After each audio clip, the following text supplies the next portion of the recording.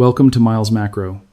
If you are looking for the mainstream narrative, the one that labels every significant move in hard assets as speculative excess or irrational bubbles, you are in the wrong place. Here, we don't trade on headlines, we trade on structure. We look at the plumbing of the global financial system to see where the leaks are turning into floods.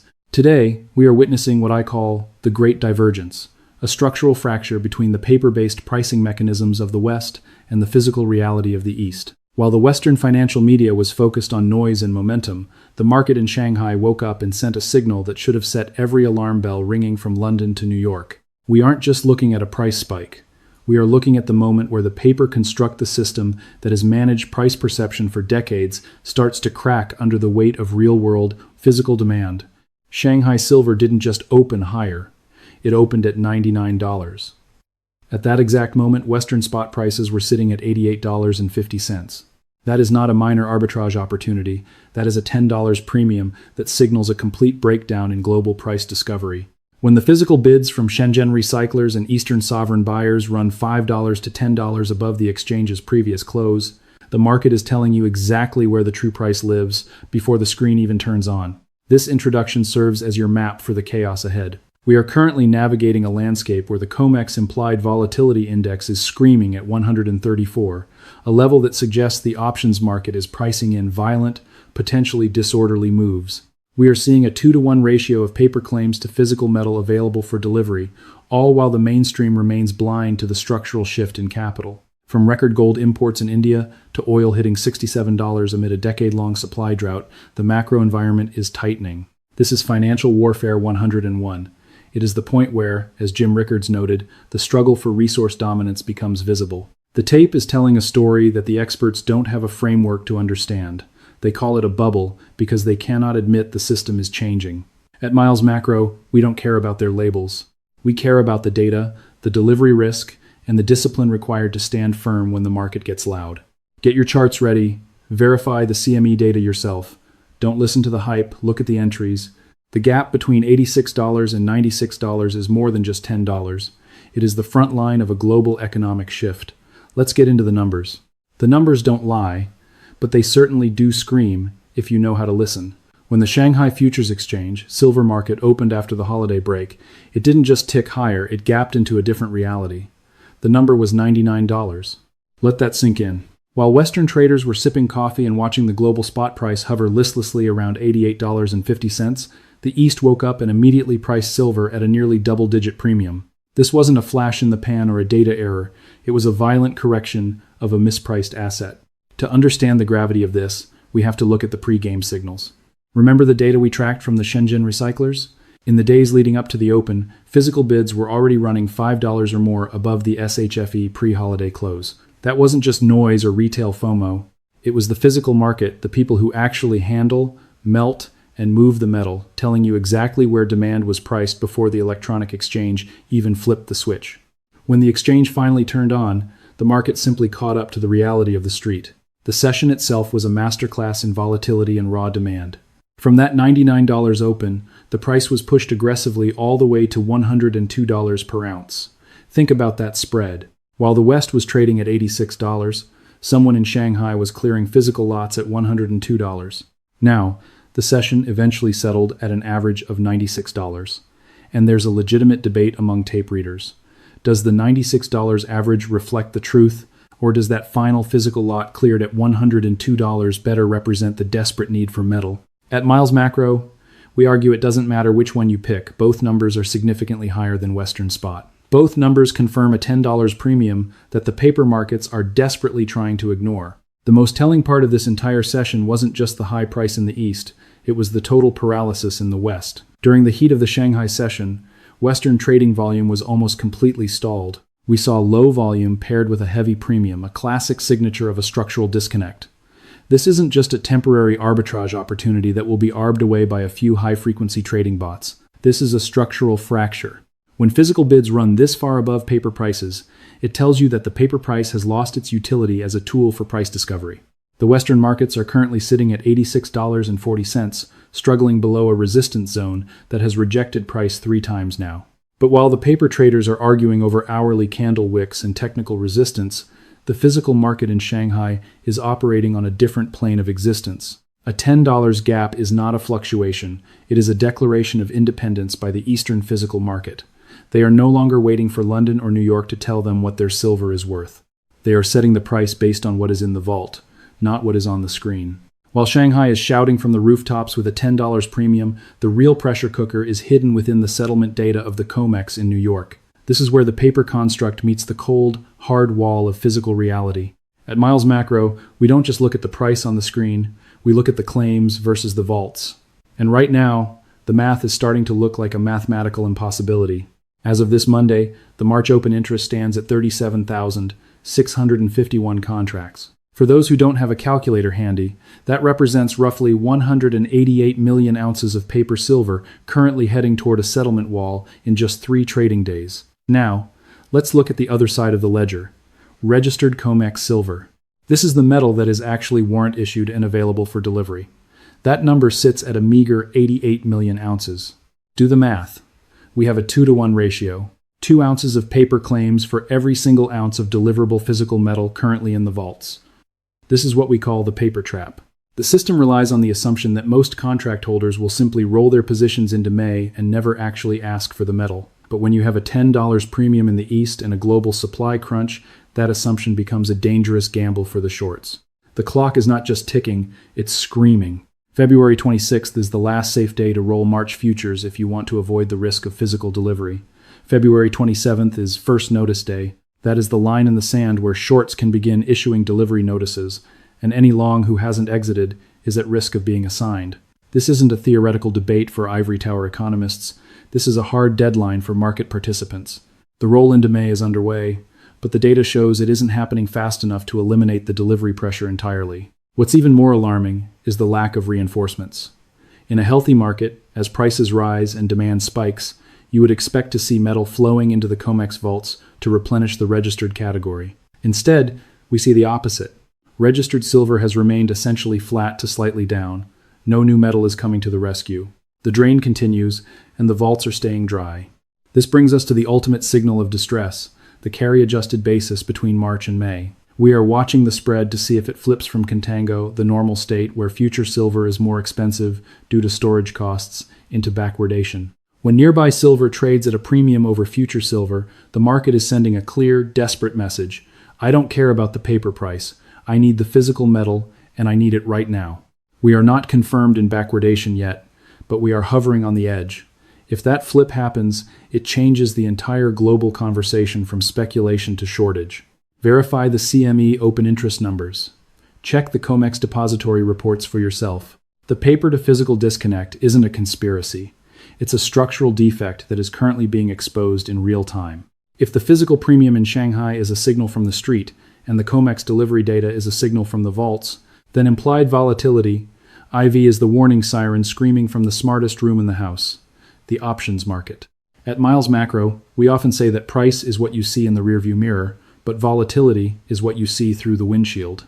And right now, the windshield is showing a massive incoming storm. The COMEX implied volatility index for silver options has just hit 134. To put that into perspective, when we analyzed this data just a few days ago, it had only recently broken above the 100 level. We are now seeing a vertical move in the cost of protection. This is not a normal reading for a stable market. A reading of 134 is beyond the extreme highs we witnessed on January 30th, the day silver spiked to a historic $120. Think about the gravity of that. The options market is currently pricing in more fear and more explosive potential today, with silver at $86, than it did when silver was actually trading at $120. What does the smart money in the options pits know that the mainstream media is missing? They are pricing in the high probability of violent, potentially disorderly moves. This isn't about a steady 2% climb. This is about a structural break where the current price action is nowhere near reflecting the internal pressure of the system. We are seeing a rare alignment where both the SLV volatility index and silver futures options IV are pointing in the exact same direction, sharp upside price risk. This creates a fundamental contradiction that cannot persist. On one hand, you have a Western spot price that is being suppressed, rejected 3 times at the $87. $89 resistance zone. On the other hand, you have a volatility index that is screaming at 134.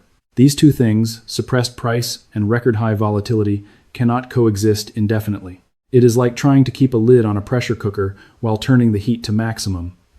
Eventually, either the heat turns off or the lid blows into the ceiling. For the short-term tape readers, this is the ultimate educational moment.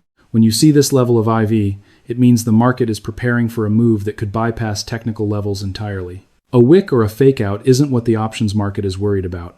It's worried about a gap up that leaves the shorts with no way out. The volatility isn't just noise, it is the sound of the paper market admitting that it no longer controls the narrative.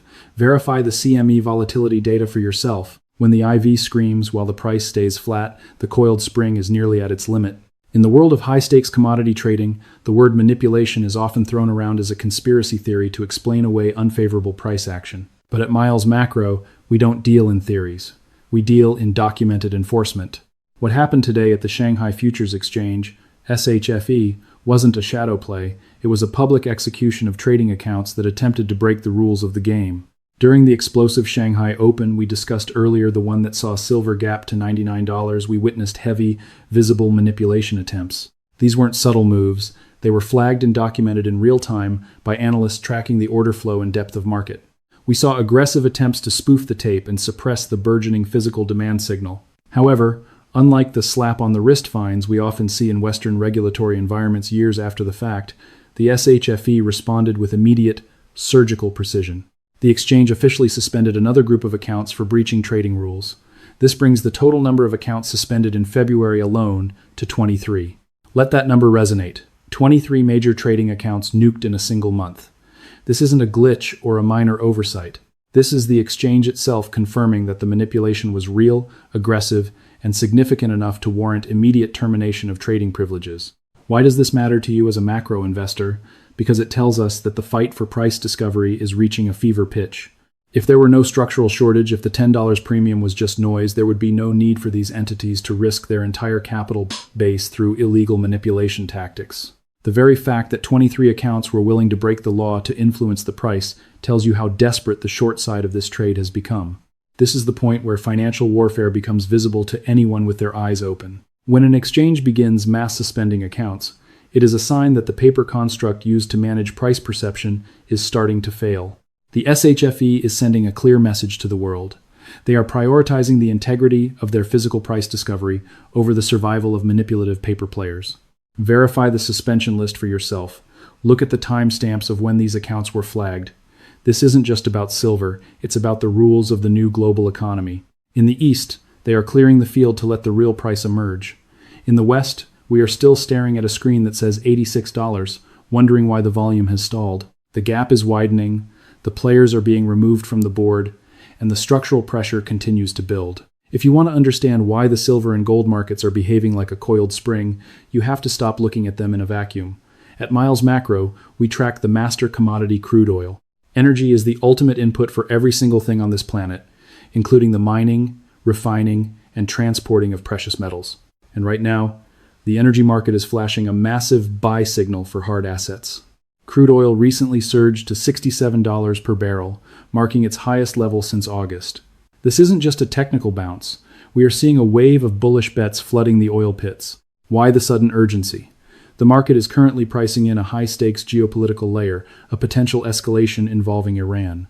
When the Straits of Hormuz become a focal point of conversation, positioning happens fast, and it happens with conviction.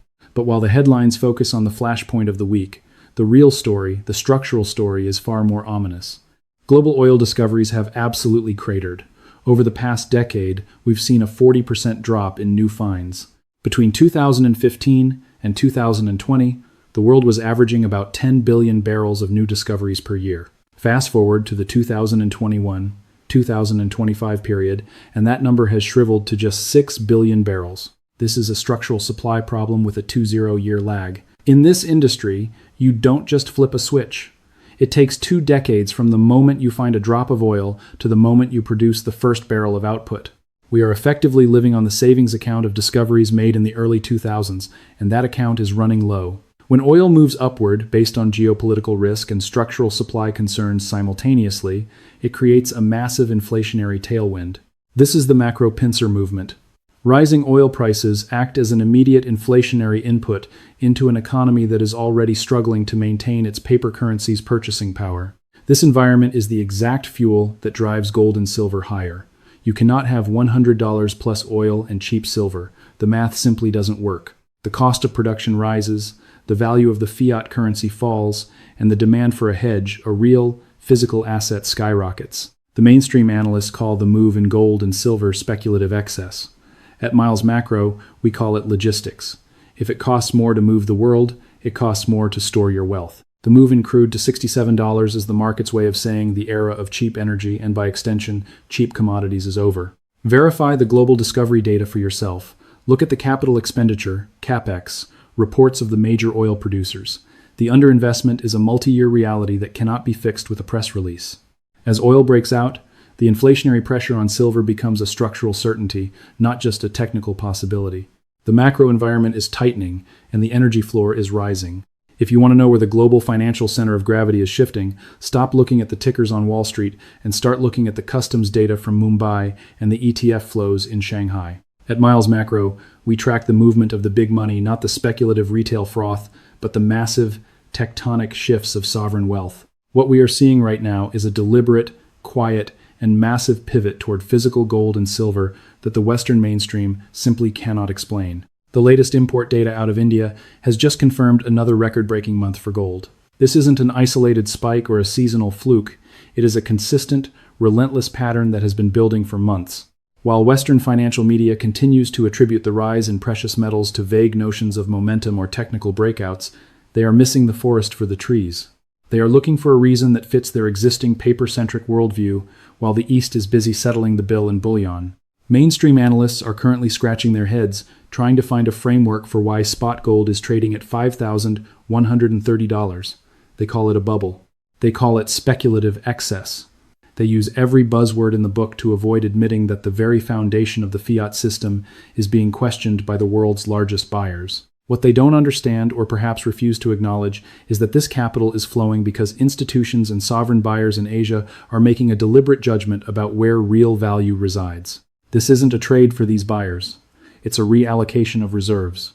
When you see Chinese ETF flow data surging and the World Gold Council reporting record central bank purchases, you aren't looking at a bubble. You are looking at the world's most informed capital moving out of depreciating paper liabilities and into high-integrity physical assets. They aren't buying because they want to flip gold for a 10% profit in dollars. They are buying because they no longer trust the dollar to hold its value over the next decade. The disconnect is profound. In the West, gold is viewed as a pet rock or a barbarous relic that pays no dividend. In the East, it is viewed as the ultimate insurance policy against the very financial warfare we've been discussing. The mainstream narrative is still looking for an explanation that matches their old models. They are waiting for a correction that may never come to the levels they expect, because they don't realize that the floor has been raised by sovereign hands. Verify the World Gold Council data for yourself. Look at the Indian import numbers and the Chinese gold ETF growth. When you see the sheer scale of the physical metal moving east, the $10 premium in silver, and the $5,130 price tag on gold start to make perfect sense. The East isn't speculating on a price. They are pricing in a new global reality. They have made their judgment. The question is, have you made yours? We've laid out the map. We've looked at the $10 premium in Shanghai, the 2-to-1 paper trap at the COMEX, the 134 IV siren, and the macro energy floor rising beneath it all. But at Miles Macro, we know that data without discipline is just noise. As we bring this analysis to a close, it is time to separate the structural reality from the short-term chaos and define how a resilient investor navigates this financial warfare. Let's be brutally honest. The tape is telling two different stories. In the West, spot silver is sitting at $86.40, trapped below a resistance zone of $87.20 to $89 that has rejected price 3 distinct times. There has been no violent hourly body close above that level. The bears are defending that line with everything they have left. Meanwhile, in the East, the final physical lot in Shanghai reportedly cleared at $102. This gap between $86 and $102 is the front line of the global economic shift. Eventually, that gap resolves. The question isn't if, it's when and how. However, balance is what separates a professional analyst from a promoter. The Shanghai session showed us something instructive. It hit $102 but closed at $96. It did not hold the $100 level. This tells us there is genuine selling pressure and profit-taking at these heights. Furthermore, an implied volatility of 134 is a double-edged sword. While it points to explosive upside potential, it also prices in the possibility of violent downside moves.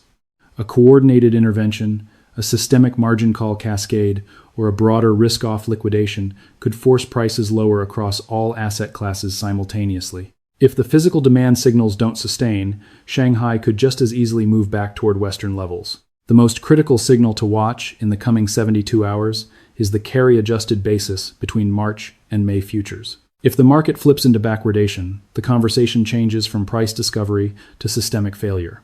When people are willing to pay more for silver today than silver in May, the paper construct has officially lost control.